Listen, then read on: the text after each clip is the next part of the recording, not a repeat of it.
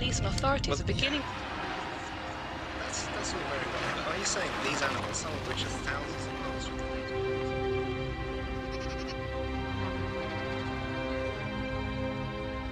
But we're talking about some of the most adaptable predators on the planet here.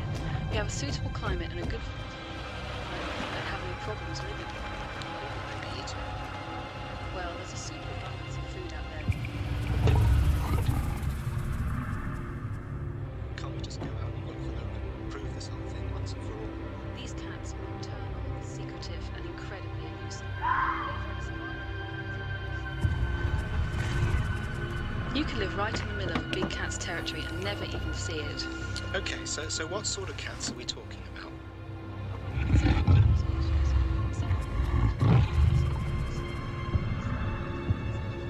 Cats, leopard cats, and ocelots. And several of these are being shot and run over.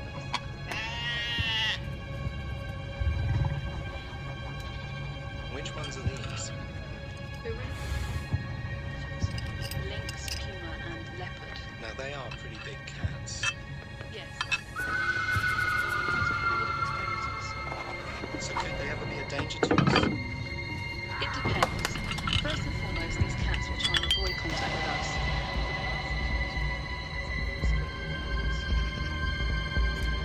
In any of these situations, a cat such as a leopard or puma could be lethal.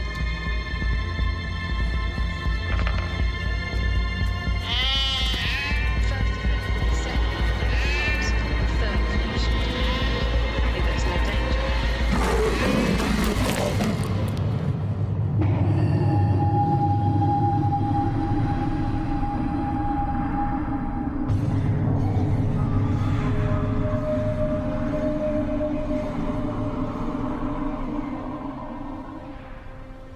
The idea that dangerous predators are stalking the safe splendour of Britain's countryside is unnerving, but many people have had alarming encounters, and our drama is based upon fact. So what does the future hold?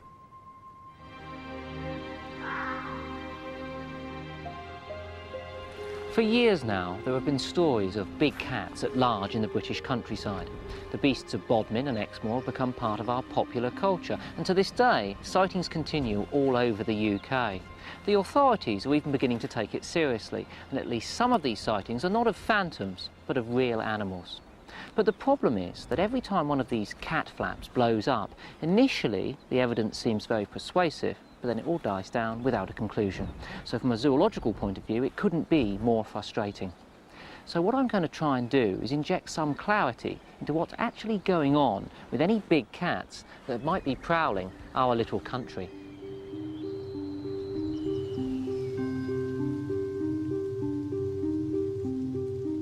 This animal came out of the wood straight into the middle of the flock, picked one lamb up and went back. No doubt at all. What I saw was a very large cat, very large cat. It was as big as a Labrador, with a cat's face. It wasn't a dog. It was really and honestly just like a very, very big cat. Everybody else was saying, oh, you must be drunk or something. But now I've seen it, it's just simply incredible. Absolutely incredible. Killer cat, that's what it is. And killing is understandably what big cats do best. Last December in Essex, Michael Thurgood's geese were on the sharp end of this fact. When I came down the next morning, one of the geese was dead in the corner of the little pen, and the other one was along the fence. As there had been reports of sightings of a big cat in the area, I thought that I would call the police. And the police sent the body of this goose to leading veterinary pathologist Dr. Ranald Munro. Well, what you normally do with these things, you just examine the outside of the body first of all. And when we examined this, we found 5 puncture wounds in the skin on the right breast here. And when we reflected the skin off here, you can see quite clearly the injuries in here. These are really quite deep, and they're cut marks. And now those kinds of marks cannot be made by the claws of a dog or a fox. These are the kinds of marks that a cat's claw can make. That didn't kill this bird, though, did it? No, indeed. This was where the bird had been held by the claws. The actual killing was done by being bitten on the neck, with the actual spinal cord being severed about mid-neck. So what sort of animal do you think was responsible for killing this bird? This looks like an animal which is about the size of a Labrador, because the distance between the claws numbers 5 and 2 is about 60 millimetres, and I would suspect that this was a large cat of the size of a European lynx. So were you surprised when you saw this, and did that make you change your mind about the UK big cat phenomenon? I mean, do you think there are big cats out there at large? Well, I was absolutely astounded when I saw this, because the injuries on this do not correspond to a dog or a fox, and there must have been a large cat free in Essex at the time that this goose was killed. It was a sandy colour with tufty bits on its ears. It was just standing there looking through the fence at us. We all ran off. In May of this year, a large cat was seen prowling the playground at Sherides Primary School in Hertfordshire. In an immediate response, the authorities took the decision to close the school. Teacher Carolyn Jones was with her class. I was bringing them up to this door, and I looked down, and at the very edge of the playground, sitting, was what I thought was a very large cat. I noticed the ears, first of all. They were extremely tufty ears. It had quite a large face. I could tell it was bigger than a Labrador. My colleague saw it, and she just said it was a wild cat. But I was convinced it was a lynx. The police and specialist trackers made a thorough search, but the animal disappeared, and now the school has reopened. So, from all accounts, it sounds as if there's a flourishing population of cats in our countryside. But as a biologist, I do know that top-of-the-food chain predators like that have very specific ecological requirements. So the first question has to be, could the UK be big cat country? And could a large mammal predator do more than survive here? Could it thrive here? Well, historically, the answer is a very definite yes. Lynx were common in our forest up until 5,000 years ago, and another fearsome predator, the wolf, hung on here right up to the 1740s. But what about now? Our native carnivores, foxes, badgers, the birds of prey, are well known to us, and we do have an indigenous feline, the Scottish wildcat. But could a much, much larger cat species live alongside them? Based at Oxford University, Dr. David MacDonald is a mammal biologist of world renown. One of the exciting things about the cat family is that they're very opportunistic, very adaptable, as are many other carnivores. And so from the spectrum of small cats to large cats, little things like the jungle cat, which is roughly the same size as the Scottish wildcat in this country, right through the medium-sized ones, the lynx, the bobcat from North America, up to pretty big cats like leopards and puma, one can imagine them in principle adapting to the sort of food supply we have here. Now that food supply involves, in terms of numerous prey, things like rabbits, through hares, to deer. And I think in a wood like the one we're in now, one can imagine large numbers of fallow deer and muntjac. All of these could be suitable prey for a whole spectrum of different sizes of cats. So in principle, they could live here. Whether in practice they'd manage it and whether it would be a good thing if they did, those are different questions. OK, so exactly what are the candidates? Well, we're not talking lions and tigers here, but there is a potential among a variety of other foreign species. There are smaller cats like leopard cats, jungle cats and ocelot. And then, in increasing size, there are lynx, puma and even one of the world's most feared animals, the leopard, in its black form known as the panther. And it's these three species which could cause serious concern. But if there are cats here, they must be new arrivals. So where have they come from? In the 60s and 70s, anyone could keep a big cat at home, and exotic cats were just that. Trendy accessories, high fashion, and thankfully not just for their fur, but also as outrageous status symbols. But in 1976, that all changed. The government introduced the Dangerous Wild Animals Act. Detective Constable Steve Ashcroft of Surrey Police has been investigating its impact. The origin of the 1976 Act started in about 1971 when a chap was prosecuted in Sutton. He bred leopards and pumas at the time, and his leopard bit a little boy in Sutton High Street. As a result of that, in about 1973, they started legislation which resulted in the Dangerous Animals Act 1976 coming out. So what are the implications of that? Well, the impact of that act was that people who had the animals in private hands either had to get a zoological licence or they had to get an environmental health licence issued by the local council. It laid down the conditions in which the animals are kept, the heating, winter quarters, summer quarters, the feed, the size of the cages, the number of animals that they can keep, and it names the specific animals.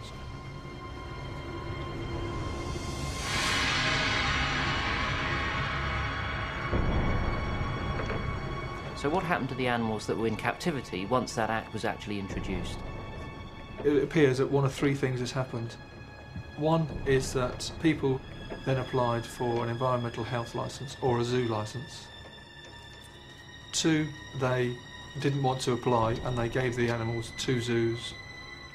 Or three, they released them into the wild.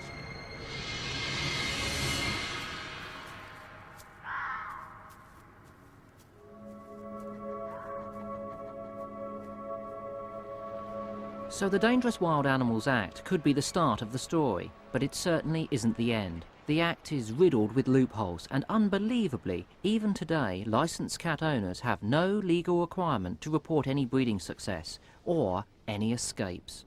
It seems the Act is crying out for immediate reform. Aside from the many animals held in zoos, there are only 8 private big cat owners licensed in the UK. Pete James is one of them. He runs an exotic leopard breeding programme that aims to return animals to the wild in their countries of origin. I wanted to know about the appeal of keeping these animals, as well as the dangers. What's the attraction of keeping an animal like this? Well, what you see now. Hey, all right, steady on, good girl. The actual contact with the cat, you know, is sort of, to me, very important, and I love every minute of it. It's hard to put in simple terms. I'm a big cat person, and I get a terrific buzz out of being with her on a daily basis, playing with her, with the ball or with the sack on a rope. She enjoys it, I enjoy it. It's terrific to be able to share that with an animal like this. Have you learned a lot more about this species through spending time with this individual? Yes, I've learnt an awful lot about the leopard itself. It's a very, very tricky, intelligent animal, as well as being dangerous.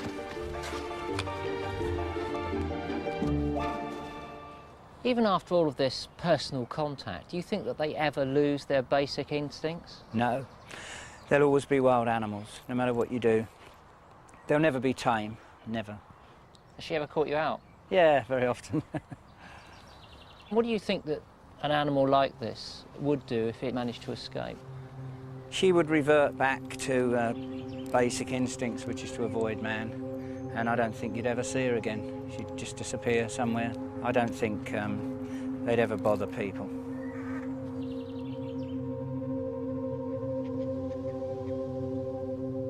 You know, people often wonder why we don't see these cats more often if they're living here right alongside us. But then think of this, how often do you see foxes and badgers? Only occasionally, and then by accident. But there is a difference. If we were to go looking for these animals, we would see them. The cats are a different proposition. They are incredibly elusive. They're stealth animals whose survival and hunting strategy depend upon this aspect of their lifestyles. So if we were to go looking for them, we simply wouldn't see them, which is why I'm not going to bother. But having said all of that, they do of course get seen, but only through unique chance encounters. When dogs get into sheep, they sort of go in a crooked line and do more miles than what they need to. But this was straight to the animal, straight back and lamb over, and it was all finished. I just stopped still and thought, am I really seeing what I'm seeing here? Because I knew it was something bigger than just an ordinary domestic cat. The sound of the latch disturbed the cat out of the branch that has the mistletoe in it. Its ears were quite rounded. They weren't pointed like a domestic cat's ears were. Black in colour, no white markings, and just moved like a rocket. Very black, quite tall as my English setters, and slinking. It sort of seemed to be slinking along the hedgerows. I looked up and I saw the cat jumping out of the tree and landing on the brow of the bank. It just had to be a cat, there was nothing else could do it. It seemed to rise up on its haunches. The shoulders were very big, large back legs, and it just bounded away. If these descriptions are accurate, these people have seen one of the world's most dangerous man-eaters, the infamous black leopard or panther. These dark varieties were highly prized in the 1970s, and many collectors bred them deliberately. So is it a coincidence that so many contemporary sightings are of black animals? This video was sent to us at the Natural History Unit. Could it be proof of our black leopard? Convinced? Well, maybe not, and you'd be right. A few minutes later, up pops a blackbird near the same spot. But then, what about this piece of video? It's even more promising. Or is it? Actually, we filmed it ourselves to show how easily distance, perspective, and the effect of zoom lenses can confuse scale and trick our perceptions. So we can all make mistakes, and what we need to corroborate our sightings is forensic evidence that leopards are at large. When there are any suspicious livestock kills, the police or local farmers call me in to investigate, and on this occasion a farmer had gone out to a field, check his sheep, and had found a lamb dead in the middle of the field with a bite to the throat. What I try and do when I do a post-mortem is identify how the animal has been killed, rather than how it's been eaten. Dogs, big cats, other predators kill in very different ways. The way that a leopard kills normally is that it will chase the animal, rush at it, grab it with one of its paws, belt it with the other paw, grab it with its claws, and then go in for a throat bite. This is where the upper left canine's gone in there. It's quite difficult to see with all of the wool on the animal, isn't it? That's right. Now here I've skinned the neck, down the back of the neck. Horrendous damage to the neck. At this stage, I think it could possibly still be a dog. Right? It's not conclusive by this evidence alone. Then when I've skinned the rest of the animal, we can see claw lacerations in groups of 4 is what I'm looking for. And here we find the first one. Here's number 2. Now I'm looking where I'd expect to find number 3, and there it is. And then looking for the 4th, there it is. It's looking much more like a big cat attack, but then when I pull the skin back, this absolutely concludes it. This is where it's been belted by the paw. Look at that. And that is a horrendous injury. There is no way that a fox or a dog or a badger could cause these sorts of wounds. The ribs here are actually broken, aren't It they? shattered them, yes. Over a very small area. Immense impact has been sustained there, indicative of a big cat. It is typical of a leopard. So, to conclude then, this in particular, this punching wound, shattered ribs, huge amount of damage to the animal here, is pretty conclusive for a big cat, you would say? I would say absolutely conclusive, yes. I don't think there can really be any doubt that there are a few exotic cats living wild in Britain, and that a range of species is involved. So the next and crucial question has to be, are there enough of any one species to find each other and successfully breed? Oh, they're numerous. Quinton Rose has been compiling evidence countrywide, and he believes that there are. So how many animals do you think there could be then? I mean, that's a difficult thing to assume. Where there are regular, reliable sightings for leopards, 32 for puma, 10 for lynx, 6 for jungle cat, leopard cat and ocelot. Now those are the areas of regular, reliable sightings, not individual animals. So we're talking well over 100 big cats loose in the countryside. Now that is quite a significant number of cats. Does that mean that therefore there's enough to sustain a breeding population? We already have a viable breeding population of large cats in this country. That is without a question of a doubt.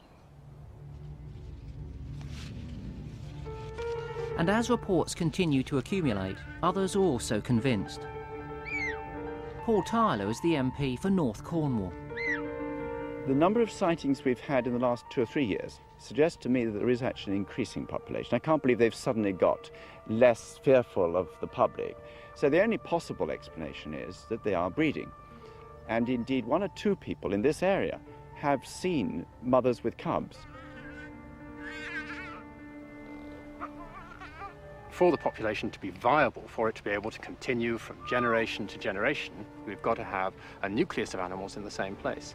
And then they've got to have a lot of luck. They've got to survive all the vagaries of living in an alien environment with the difficulties of living amongst a huge population of people in the crowded lowlands of England. And they'd have to do this without being seen all that regularly. Seeing one cat now and again is hardly evidence of a viable population. They're still being seen. If the original animals that escaped or released in '76 had died, there would be no more sightings. But they're still being seen. In fact, they're being seen now to greater frequency than ever before. So I would suggest that for that reason alone, they are breeding. Is there a viable population of some large cat breeding from generation to generation in the UK? I think not.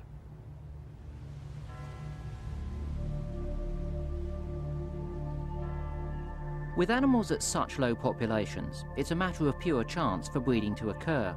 And as a biologist, I would have to say that there's no firm evidence to suggest that this has happened yet. And whilst it remains extremely unlikely, it's not impossible, because it really comes down to how many cats are out there, and the simple truth is that we just don't know. So maybe we shouldn't be complacent. If lynx, puma, or perhaps even leopard do start breeding, it raises some very interesting questions. Because in the United States, where pumas, or mountain lions as they call them, live right alongside people, there have been some pretty terrifying encounters. Linda Waters. I came around the corner of a game trail on a kind of a remote canyon and came face to face with a very large mountain lion. And when I first saw it, I was very enthralled and thought it was a beautiful animal. But I was immediately very aware of its very aggressive stance, and I became very uncomfortable, and I backed off a few feet, and right then I caught out of the corner of my eye a movement, and I looked over and saw a second mountain lion. So I slowly reached down and picked up a rock, and right at that moment the lion directly in front of me crouched down as if it was about to pounce on me. So I hurled the rock at it. I expected the lion to just turn tail and run, but it didn't even flinch, and at that point it all became sort of a blur. But both lions started pursuing me, and I started just scrambling up this very steep hillside. And as I came to the top of the embankment, I had nowhere to go, and so I scrambled up a tree. And one of the lions came right after me and had me by the leg, and I kicked it in the head and knocked it out of the tree. And then for about the next hour, I was up in the tree as these lions were pacing the ground below me. And I felt certain that I was going to die, and having the time to consider the nature of being mauled to death by two mountain lions was not a pleasant prospect. Fortunately, the cats eventually moved off, and Linda survived her ordeal. I don't have any animosity towards them. I think they're beautiful animals. I think they were just responding to their instinct, you know. I think it's millions of years of evolution. They see something run and they chase it. More than half of the state of California is prime puma habitat, something which might surprise many visitors here. But the residents live, work and play alongside these cats every day, and up until fairly recently, everything was going smoothly. But then in the last 12 years, there have been 9 attacks on people, and 2 people have actually been killed. So how has it reached this crisis point, and what are the authorities doing about it?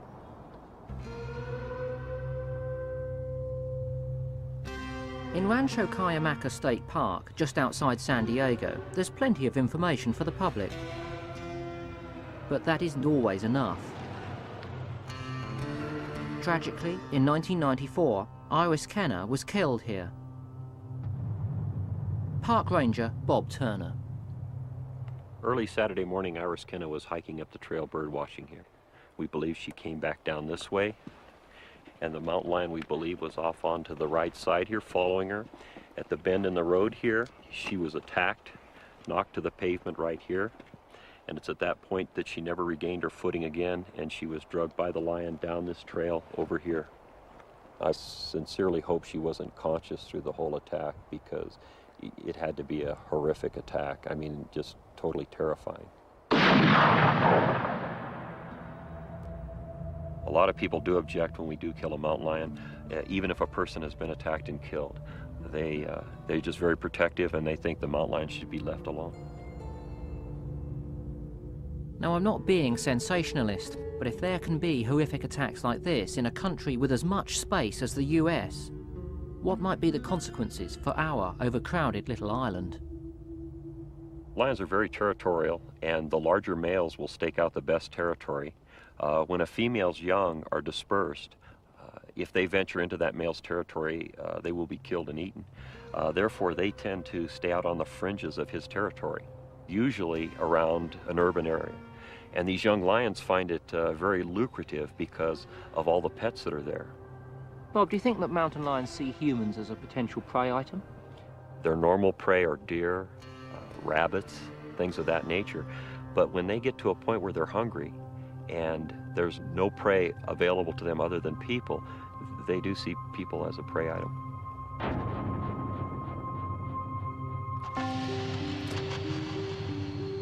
And so far, I've identified 20... At the moment, there is virtually no threat of attack from the small number of cats lurking in the shadows of wild Britain. But just in case the population does grow, Quinton Rose is working with several police forces to outline the potential implications.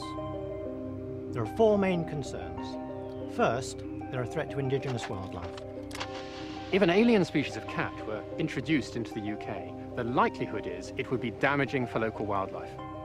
Take the case of grey squirrels introduced to this country to the detriment of red squirrels. So aliens tend to be bad news.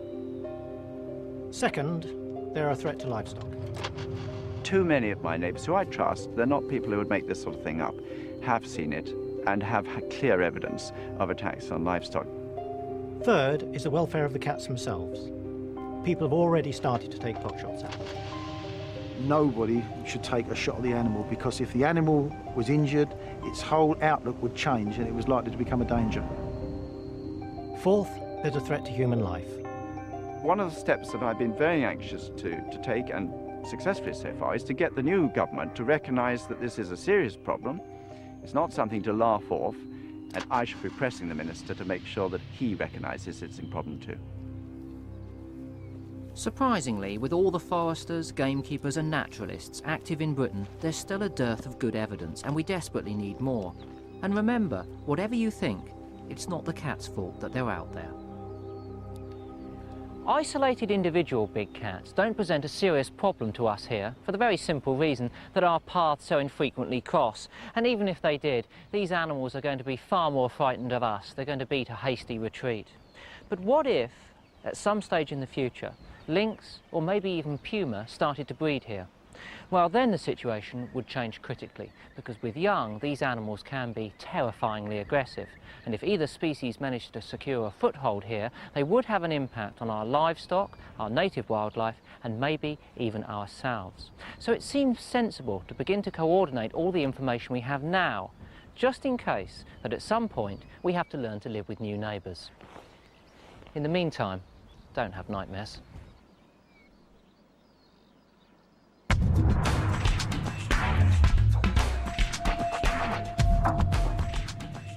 In search of the Tasmanian tiger, thought to be extinct, but is it? X Creatures, same time next Wednesday on BBC One.